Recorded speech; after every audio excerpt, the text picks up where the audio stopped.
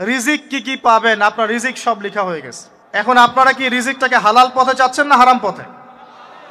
যদি হালাল পথে চান ওই অ্যামাউন্ট অফ রিজিকই পাবেন, যদি হারাম পথে যান ওই রিজিকই পাবেন, এর বাইরে যাবে না রিজিক। যাবে যাহলে সবর করেন, আল্লাহ পাক হালাল পথেই রিজিক দিবে ইনশাআল্লাহ। রিজিক বৃদ্ধির জন্য কিছু আমল আছে, তার মধ্যে শ্রেষ্ঠ আমল হচ্ছে নামাজ, এর সাথে চাশতের নামাজ পড়া। চাশত মানে সলাতুদ দুহা, এর আগে ইশরাকের নামাজ আছে। রিজিক বৃদ্ধির জন্য আত্মীয়তার সম্পর্ক বজায় রাখতে হয়, আত্মীয়তার সম্পর্ক বজায় রাখলে রিজিক প্রশস্ত হবে। বেশি বেশি যে আল্লাহ জিকির করে এবং কোরআন তেলাওয়াত করে তার রিজিক বাড়ে আলহামদুলিল্লাহ, এবং যে আল্লাহর রাস্তায় খরচ করে তার রিজিক বাড়ে ইনশাআল্লাহ। এই রিজিক বাড়ার কিছু পলিসি আছে। সবচেয়ে শ্রেষ্ঠটা হচ্ছে নামাজ, আল্লাহর জিকির তেলাওয়াত, এরপর আমলের মধ্যে আত্মীয়তার সম্পর্ক বজায় রাখা। নবীজি বলছেন কেউ যদি চায় যে তার রিজিকটা লম্বা হোক, হায়াতটা লম্বা হোক, সে যেন আত্মীয়তার সম্পর্ক বজায় রাখে। আত্মীয়তার সম্পর্ক এখন আস্তে আস্তে নষ্ট হয়ে যাচ্ছে না? খেয়াল করে দেখেন, আত্মীয়তার সম্পর্ক আপনি বজায় রাখবেন। মনে রাখবেন, আমি বারবার একটা কথা বলেছি আপনাদের ওয়াজ মাহফিলে, যে পৃথিবীতে যে কাজই করবেন আল্লাহর সন্তুষ্টির জন্য করবেন। আত্মীয়তার সম্পর্ক বজায় রাখবেন আল্লাহর সন্তুষ্টির জন্য, তাদের কাছে কিছু পাওয়ার আশায় না। যখনই আপনি কারো কাছে কিছু পাওয়ার আশা করবেন আপনি কষ্ট পাবেন। যখনই কারো কাছে কিছু পাওয়ার আশা করবেন আপনি কষ্ট পাবেন। কারো কাছে এত বেশি পাওয়ার আশা করবেন না। কার কাছে পাওয়ার আশা করবেন? আল্লাহর কাছে, যে আমি এই কাজটা করছি আল্লাহ আমাকে পুরস্কার দিবে ইনশাআল্লাহ। আমি আত্মীয়তার সম্পর্ক বজায় রাখছি কেন?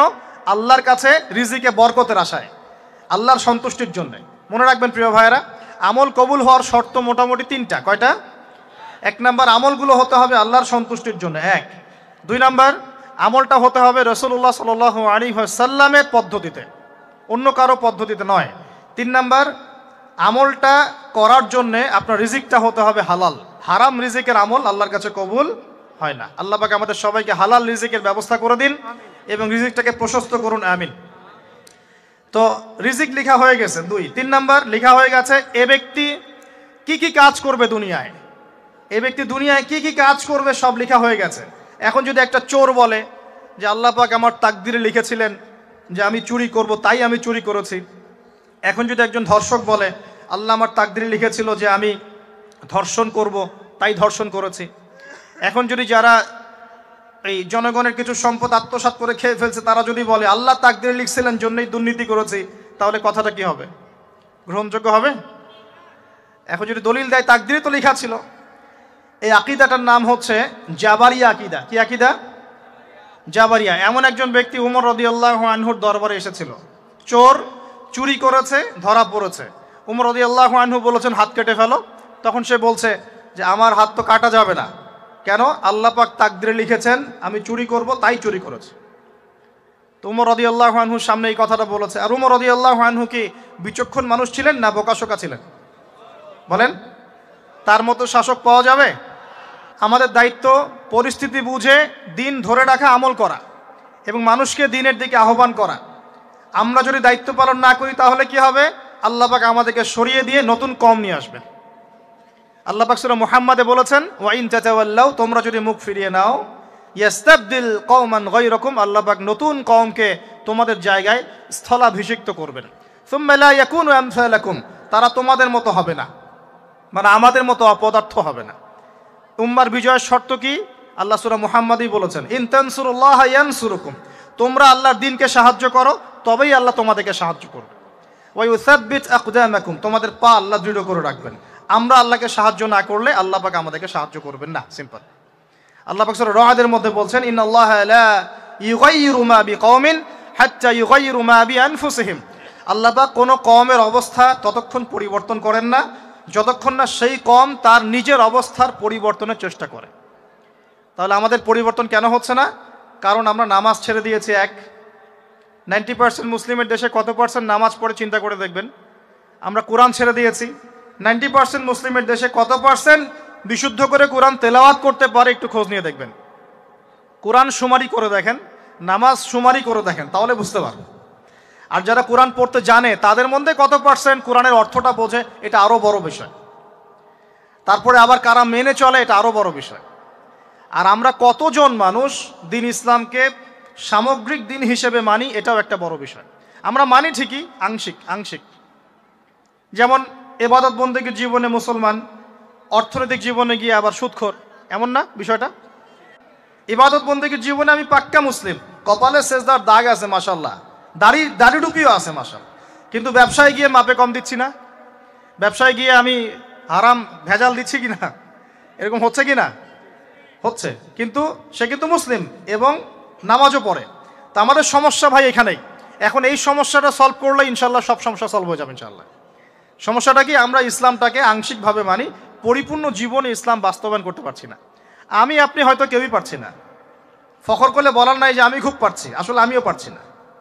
কারণ এই যুগে এটা পারাটা খুব ডিফিকাল্ট, এই যুগে পারাটা কি খুবই কঠিন। কিন্তু এটাই তো এই যুগের চ্যালেঞ্জ। নবীজি বলেছেন তোমাদের সামনে এমন যুগ আসছে যে যুগে ঈমান ধরে রাখাটা হাতের মধ্যে আগুন ধরে রাখার মতো হবে। তবে সুসংবাদ ওই যুগে তাদের জন্যে যারা আমার সুন্নতকে আবার জীবিত করতে পারবে, যে আমার মৃত সুন্নতকে জীবিত করবে, আল্লাহ পাক তাকে 50 জন শহীদ সাহাবীর সমান নেকি দিবে ইনশাআল্লাহ। এটাই আমাদের কাজ। আল্লাহ পাক আমাদেরকে তৌফিক দান করুন। তার মানে তাকদীর লেখা হয়ে গেছে। এবার আল্লাহ রাব্বুল আলামিন কি করলেন? আল্লাহ পাক এই মহাবিশ্ব সৃষ্টি করলেন। হুয়াল্লাযী খালাকাস সামাওয়াতি ওয়াল আরদ ফি সিত্তাতি আইয়াম। কয় দিনে? আল্লাহ পাক পুরো মহাবিশ্ব সৃষ্টি করলেন কয় দিনে?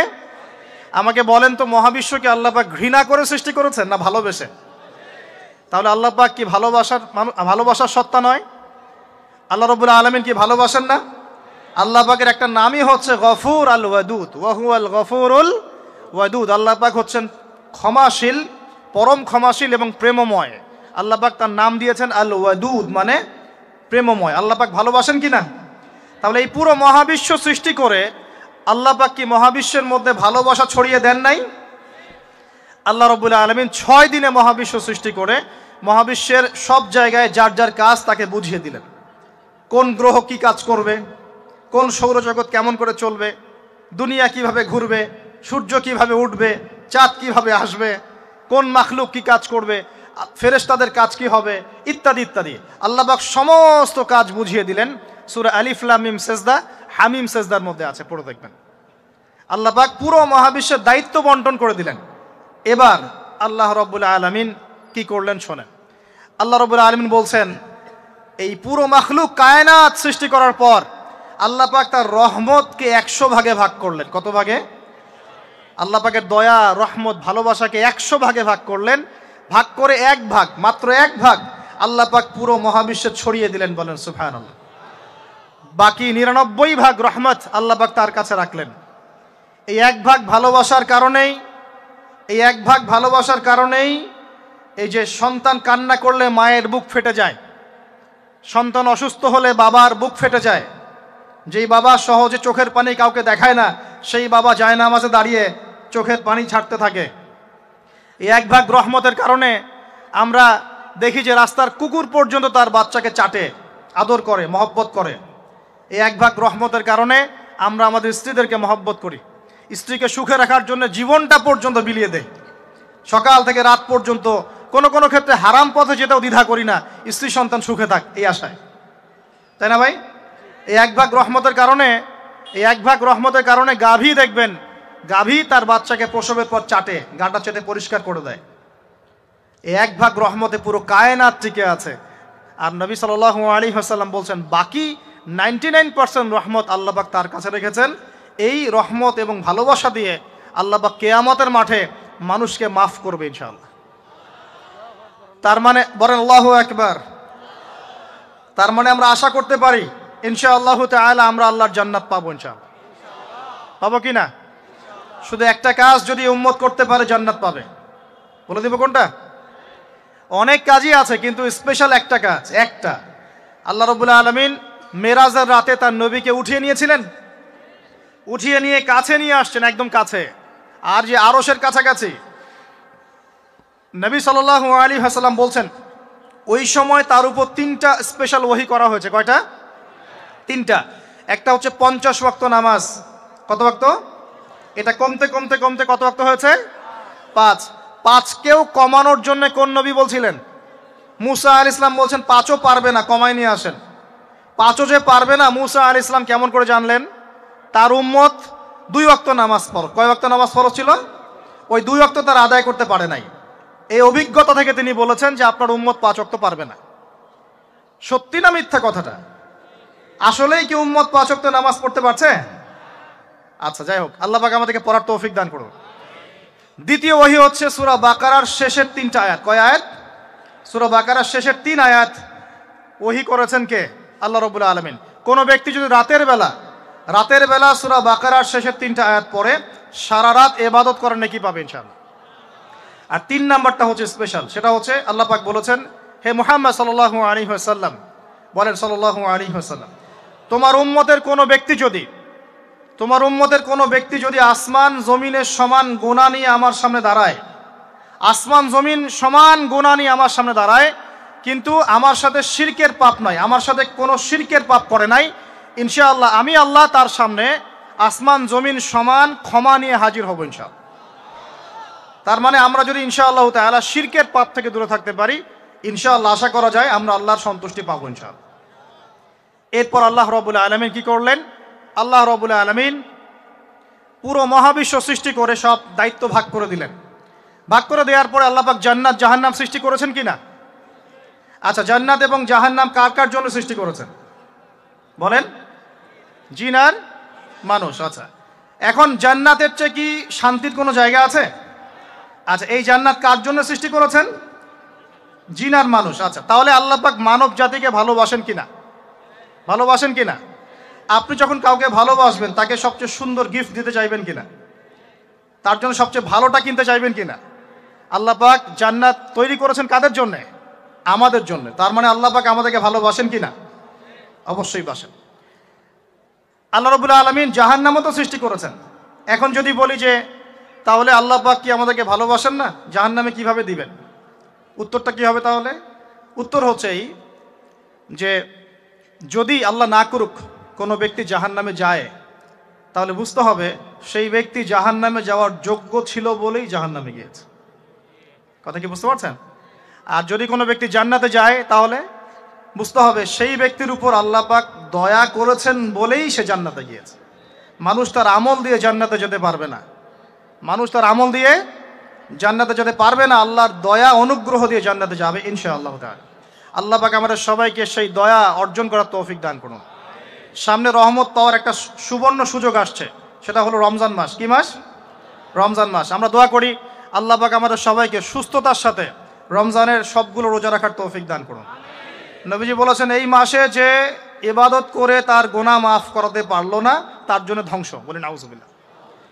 আমরা তো রমজান আসার আগে দুনিয়াবি প্ল্যান করছি, রমজানে কিভাবে ব্যবসায় উন্নতি করব, রমজানে কিভাবে বেশি লাভ করব। হ্যাঁ, তো রমজান মাস হচ্ছে ইবাদতের মৌসুম। আল্লাহ পাক আমাদের সবাইকে রমজান মাসে 5 ওয়াক্ত নামাজ পড়ার তৌফিক দান করুন, কোরআন তেলাওয়াত করার তৌফিক দান করুন, কোরআন বুঝে পড়ার তৌফিক দান করুন, তারাবির নামাজ জামাতে পড়ার তৌফিক দান করুন, এবং বেশি বেশি মানুষকে ইফতার করানোর তৌফিক দান করুন। যাদের যাকাত ফরজ হয়েছে যাকাত দিচ্ছেন না, আল্লাহর ওয়াস্তে রমজান মাসে যাকাত দিয়ে দিবেন ইনশাআল্লাহ। আর আমি কিন্তু আগেই বলেছি রমজান মাসে ভাই দ্রব্যমূল্যের দাম কিন্তু খুব চড়া ওঠানামা করবে। অতএব যাদের সামর্থ্য কম তাদের ঘরে ইফতার পৌঁছে দেওয়ার দায়িত্ব কার? যা আমাদের। যাদের সামর্থ্য আছে তারা, যারা সামর্থ্যবান নয় তাদের ঘরে ঘরে মাসের বাজার পৌঁছে দেবেন ইনশাআল্লাহ তাআলা। আল্লাহ পাক তৌফিক এনায়েত করুন, বলি আমিন। এবার দেখেন আল্লাহ পাক সৃষ্টি করলেন আদম আলাইহিস সালামকে। কাকে? এর আগে আল্লাহ পাক জিন জাতি সৃষ্টি করেছেন, আমি ওইদিকে যাচ্ছি না, আমি মানুষের কথা বলছি। আদম আলাইহিস সালামকে আল্লাহ পাক কেমন করে সৃষ্টি করেছেন? আল্লাহ পাক সূরা সাদের মধ্যে বলেছেন যে খলাকতু বিয়াদাই, আমি আদমকে আমার হাত দিয়ে সৃষ্টি করেছি। কি দিয়ে? হাত দিয়ে। এটা কি ভালোবাসার বহিঃপ্রকাশ নয়? আল্লাহ পাক কি আমাদেরকে ভালোবাসেন না? ভালোবাসেন। আচ্ছা, এই দুনিয়াতে যত কিছু আছে, এই দুনিয়ার আকাশ বাতাস নদী নালা পানি অক্সিজেন সবকিছু কার জন্য সৃষ্টি করা হয়েছে? গরু ছাগলদের জন্য, মানুষের জন্য। মূল দায়িত্ব কার? মূল অধিকার কার? মানুষের নয় কি? তাহলে এই পুরো বিষয়গুলো কি আল্লাহ পাকের ভালোবাসার বহিঃপ্রকাশ নয়? হ্যাঁ। আচ্ছা, এবার আসেন, আল্লাহ পাক আদম আলাইহিস সালামকে সৃষ্টি করে সমস্ত নাম শিক্ষা দিয়েছেন। এই যে নাম শিখানো মানে জ্ঞান শিখানো, এই জ্ঞান শিখানোটা কি আল্লাহর দয়া ভালোবাসা নিদর্শন নয়? একটু ধরায় দিচ্ছি আপনাদেরকে। এবার সামনে আসেন, আল্লাহ পাক ফেরেশতাদের সামনে তাকে উপস্থাপন করলেন, করে বললেন সব ফেরেশতা তোমরা যারা আছো সেজদা করো আদমকে। এই যে আমাদের পিতাকে সম্মানিত করা হচ্ছে, এটা কি ভালোবাসার বহিঃপ্রকাশ নয়? এবার আমাদের পিতাকে সম্মানিত করা হলো, ইবলিস সেজদা করলো না, সে কিয়াস করলো, বাতিল কিয়াস, যুক্তি দিল আমি তার চেয়ে শ্রেষ্ঠ ইত্যাদি। আল্লাহ পাক ইবলিসকে অভিশপ্ত করলেন, আমাদের পিতা তাকে জান্নাতে রাখলেন। এই যে জান্নাতে রাখলেন, এটা কি আল্লাহ পাকের ভালোবাসা নয়? এবার আল্লাহ পাক আদম আলাইহিস সালামের পাঁজর থেকে সৃষ্টি করলেন তার স্ত্রী হাওয়া আলাইহিস সালামকে। উভয়ের মাঝখানে ভালোবাসা দিয়ে দেওয়া হয়েছে, বলেন সুবহানাল্লাহ। এই জেনা ভালোবাসা নিদর্শন নয়, বিয়ে শাদী হচ্ছে ভালোবাসার নিদর্শন। আল্লাহ পাক বলেছেন সূরা রুমের মধ্যে, ওয়াজআলা বাইনাহুমা মাওয়াজ্জাতা ওয়া রাহমা, আমি আল্লাহ স্বামী স্ত্রীর মধ্যে ভালোবাসা এবং হৃদ্যতা সৃষ্টি করে দিয়েছি, বলেন সুবহানাল্লাহ। তার মানে এই হারাম সম্পর্ক যেটা দেখছেন, এটা হলো একটা জেনার পথ। আর যখন আমরা হালালভাবে বিয়ে শাদী করবেন, আপনারা করবেন, তখন দেখবেন আল্লাহ পাকের পক্ষ থেকে ভালোবাসা সৃষ্টি হয়ে যাবে ইনশাআল্লাহ তাআলা। অতএব ওয়াদা করতে পারি তো আল্লাহর কাছে, নিজের চরিত্রকে পবিত্র রাখবো ইনশাআল্লাহ, হারাম কোনো সম্পর্কে যাব না ইনশাআল্লাহ। হালাল উপার্জনের সোর্স হয়ে গেলেই দিনদার মেয়ে দেখে বিয়ে করে ফেলবেন ইনশাআল্লাহ তাআলা, অন্য কোনো পথে যাবেন না, কোনো হারাম পথে যাবেন না। ওয়াদা করেন ইনশাআল্লাহ? রাজি আছেন তো ইনশাআল্লাহ? আল্লাহ কবুল করুন, আমিন। আর বিয়ের সময় অবশ্যই দিনদারিতা দেখবেন, অন্য কিছু না, অন্য কিছু পরে, দিনদারিতা আগে। দিনদারিতা আছে, নামাজ পড়ে, পর্দা করে, মাশাআল্লাহ সব দিক ঠিক আছে, তারপরে দেখবেন আপনি অন্য কিছু, তার আগে নয়। কথা ঠিক আছে? একইভাবে মেয়েদের ক্ষেত্রেও, যে আগে দেখবেন না ছেলে কত বড় চাকরি করে, ছেলের কত বড় বাড়ি আছে, গাড়ি আছে, এটা পরে। আগে দেখবেন ছেলে নামাজি কিনা, সুন্নত আছে কিনা, ইসলামের জন্য তার সফট কর্নার আছে কিনা, ইসলাম প্র্যাকটিস করে কিনা, এগুলো আগে দেখবেন। এগুলো না দেখলে কি হবে জানেন? বিয়ের 1 বছর 2 বছর পরেই বুঝতে পারবেন দুনিয়াটা জাহান্নাম হয়ে গেছে, নাউজুবিল্লাহ। দুনিয়াতেই তখন জাহান্নামের আযাবের স্বাদ ভোগ করতে হবে, নাউজুবিল্লাহ। আল্লাহ পাক আমাদেরকে হেফাজত করুন, আমিন। তো এই যে আল্লাহ পাক আদম আলাইহিস সালামের পাঁজর থেকে সৃষ্টি করলেন কাকে, এবং ভালোবাসা দিয়ে দিলেন উভয়ের মাঝখানে, এটা কি আল্লাহ পাকের দয়া নয়? আল্লাহ পাক ভালোবাসেন না? এবার দেখেন, গাছের কাছে যেতে নিষেধ করলেন, আমি কিন্তু শর্ট করে বলছি, গাছের কাছে যেতে নিষেধ করলেন, তোমরা জান্নাতে থাকো, খাও, যা ইচ্ছা করো, কিন্তু ওয়ালা তাকরাবা হাদিহিশ শাজারা, এই গাছের কাছেও যাবে না। একটা পরীক্ষা, জাস্ট একটা পরীক্ষা। এখানে কিন্তু বলা হচ্ছে গাছের কাছেও যাবে না, বলা হচ্ছে না যে গাছের ফল খাবে না। ঠিক যেমন আল্লাহ বলেছেন তোমরা জেনার কাছেও যাবে না, আল্লাহ পাক কিন্তু বলেন নাই জেনা করবে না, আল্লাহ পাক বলেছেন তোমরা জেনার কাছেও যাবে না। তো এখান থেকে আমরা এই হুকুমটার কঠোরতা বুঝতে পারি। তো প্রিয় ভাইরা, এখানে আমাদের পিতামাতা শয়তানের প্রলোভনে পড়ে গেলেন। কেন পড়লেন? শয়তান ওয়াসওয়াসা দিল যে আমি কি তোমাদেরকে এমন গাছের কথা বলে দিব যে গাছের কাছে গেলে বা যার ফল খেলে তোমরা চিরস্থায়ী জীবন পাবে এবং তোমরা ফেরেশতা হয়ে যাবে, এরকম কথা বলল, এবং তোমরা কোনোদিন মরবে না। হাল আদুল্লুকা আলা শাজারাতিল খুলদি ওয়া মুলকিন লা ইয়াবলা, এই দুটো ওয়াসওয়াসা, চিরস্থায়িত্বের ওয়াসওয়াসা এবং অমরত্বের ওয়াসওয়াসা দিয়ে আমাদের পিতামাতাকে নিয়ে গেল। এখন আমাদের পিতামাতা কি ফল খেয়েছিলেন কি খান নাই? আচ্ছা, এখন আল্লাহ পাকের দৃষ্টিতে অন্যায় হয়েছে কিনা? এরপরে আমাদের পিতামাতা কি করলেন? বললেন রব্বানা যালামনা আনফুসানা ওয়া ইল্লাম তাগফির লানা ওয়া তারহামনা লানাকুনান্না মিনাল খাসিরিন। এই যে দোয়াটা তারা করলেন, এই দোয়াটা করার পরে আল্লাহ পাক কি তাদেরকে মাফ করে দিয়েছেন কি দেন নাই? বলেন, কথা বলেন। আল্লাহ পাক মাফ করে দিয়েছেন কি দেন নাই? এই যে অন্যায় করার পরেও আল্লাহ যে ক্ষমা করে দেন, মানে গুনাহ করার পরেও যে আদম সন্তানকে আল্লাহ পাক মাফ করে দেন, এটা কি আল্লাহ পাকের রহমত, দয়া কি নয়? আচ্ছা, এটা আল্লাহ পাকের নিদর্শন ছিল ভালোবাসার।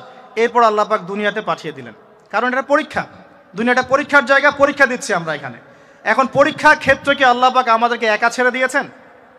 আল্লাহ পাক কি আমাদেরকে একা ছেড়ে দিয়েছেন?